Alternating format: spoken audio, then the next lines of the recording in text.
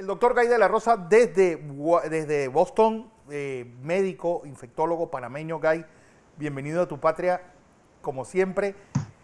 Nueva data sobre casos de coronavirus en mujeres embarazadas. ¿Qué se tiene? ¿Qué dice?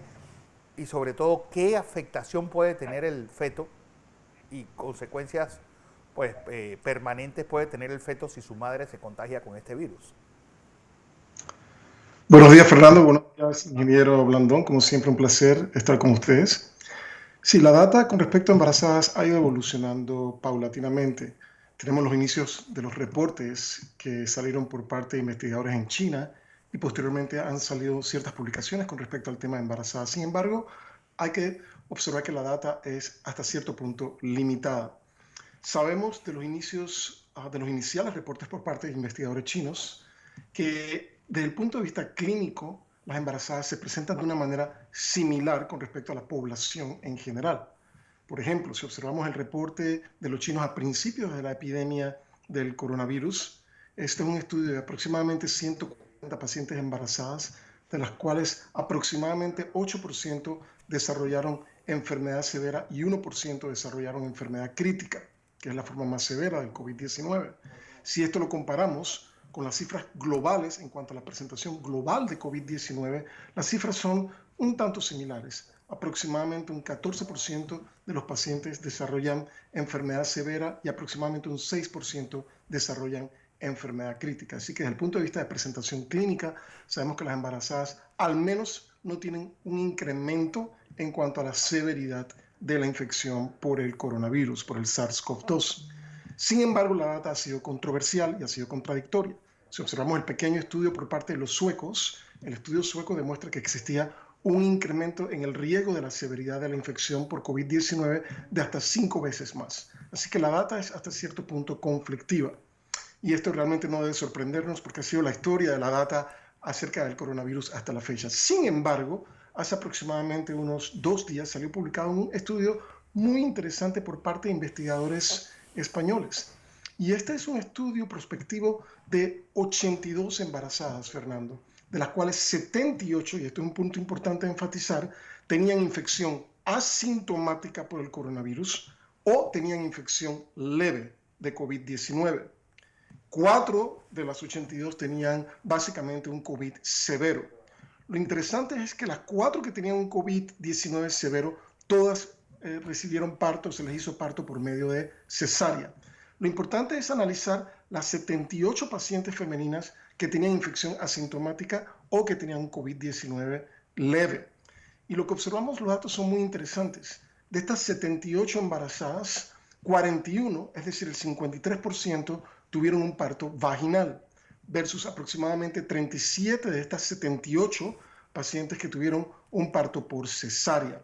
Cuando observamos la división, la razón por la que se hizo cesárea en estas pacientes embarazadas, 29 de las 37 se les hizo cesárea básicamente por una indicación obstétrica.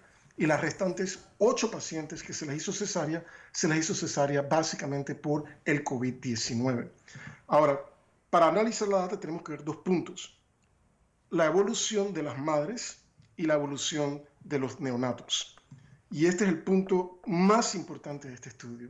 Evaluemos la evolución de las madres, es el primer punto. Ninguna de las madres que tuvieron parto vaginal tuvieron complicaciones severas. 41 embarazadas que tuvieron parto vaginal, ninguna tuvo una complicación severa. Sin embargo, 5 de las 37 embarazadas a las que se le hizo cesárea tuvieron complicaciones severas, en este caso fue neumonía o admisión en la unidad de cuidados intensivos.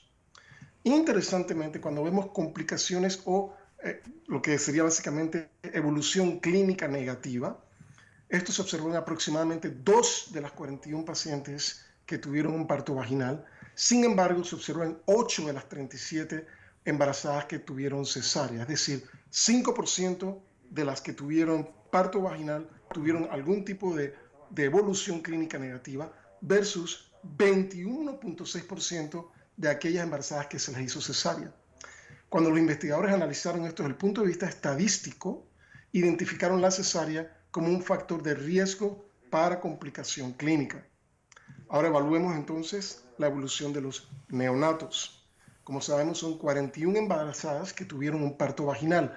8 de estos neonatos se les hizo admisión en una unidad de cuidados intensivos neonatales, versus 11 de los 37 neonatos que nacieron por cesárea. Cuando vemos los porcentajes, son llamativos. 19.5% de los neonatos que nacieron por parto vaginal terminaron en una unidad de cuidados intensivos neonatales versus el casi 30% de los neonatos que nacieron por cesárea que terminaron en una unidad de cuidados intensivos neonatales. Nuevamente, cuando los investigadores analizaron esto desde el punto de vista estadístico, identificaron la cesárea como un factor de riesgo para que el neonato eventualmente terminara en la unidad de cuidados intensivos neonatales. Entonces, en conclusión, la cesárea basada en este estudio limitado, y quiero nuevamente subrayar y enfatizar el aspecto limitado de la data, solamente son 78 embarazadas, en este caso con infección asintomática o infección leve. Por lo menos basado en esta data, la cesárea parece indicar que es un factor de riesgo para potenciales complicaciones. Pero nuevamente, el estudio es pequeño, la muestra en este caso es limitada a 82 embarazadas, y el otro punto es cuando observamos esto desde el punto de vista estadístico, lo que llamamos los intervalos de confianza del 95% son bastante amplios. Así que existe cierto grado de preocupación con respecto a la robustez estadística de la data. Sin embargo, es importante información que nos da nuevas luces con respecto a la evolución de las pacientes embarazadas, tanto aquellas que reciben cesárea como aquellas que tienen un parto vaginal. Guy, el ingeniero Blandón, como siempre, con nosotros. Doctor, ¿Qué tal, ingeniero? ¿Cómo buenos días. está? Oiga, doctor, tengo que hacerle una consulta para que nos ayude a entender con su conocimiento lo que está ocurriendo. Ayer nos decían aquí en Panamá, el Ministerio de Salud, que el índice de reproducción del virus había incrementado a 1.44. Nuestros cálculos estadísticos lo ponen 1.71, pero en cualquier caso de los dos es un incremento con respecto a lo que veníamos hace una semana. También escuchaba al doctor Fauci decir que este COVID-19, este virus, era una de sus peores pesadillas. Pesadillas. Porque primero era un virus nuevo, se transmitía muy rápidamente. Recordaba que en menos de un mes el virus estaba en el mundo. 2, es de fácil contagio. 3, tiene un significativo efecto en crear enfermedades, en desarrollar enfermedades su desarrollo en el futuro, los efectos en un ser humano todavía no los conocemos bien, y muertes en cantidades significativas. En ese marco, ¿cuál es su opinión sobre todas estas cosas?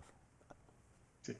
Yo estoy completamente de acuerdo con el doctor Anthony Fauci, vi su entrevista y sus comentarios, y realmente es una odisea. Este virus es realmente un gran dolor de cabeza para la humanidad.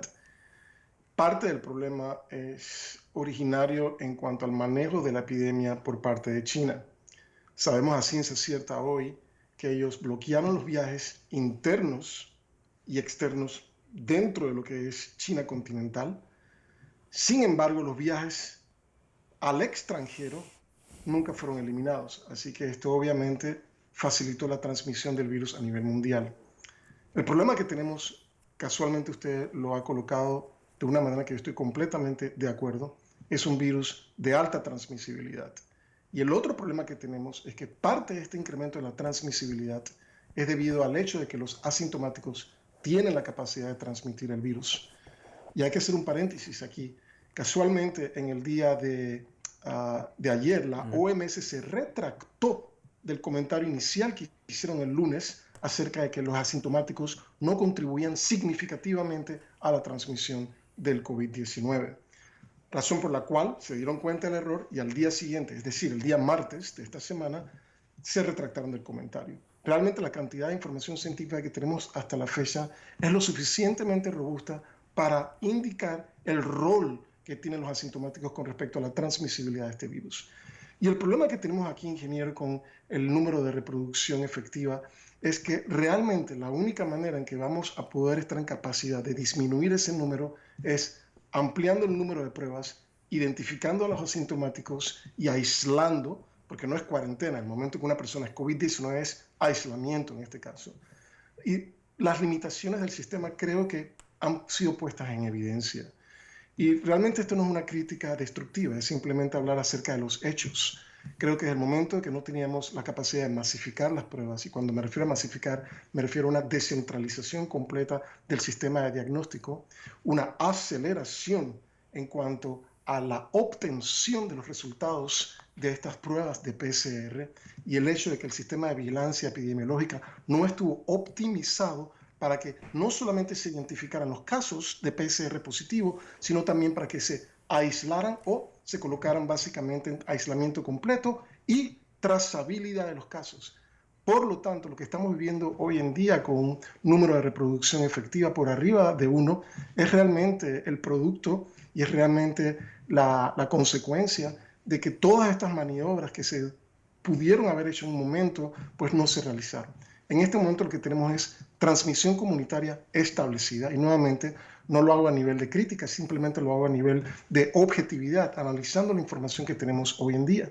Así que tenemos circulación persistente en la comunidad, lo cual imposibilita hasta cierto punto la reducción de este número de transmisión, el número de reproducción efectiva a niveles por debajo de 1, que es idealmente lo que queremos hacer.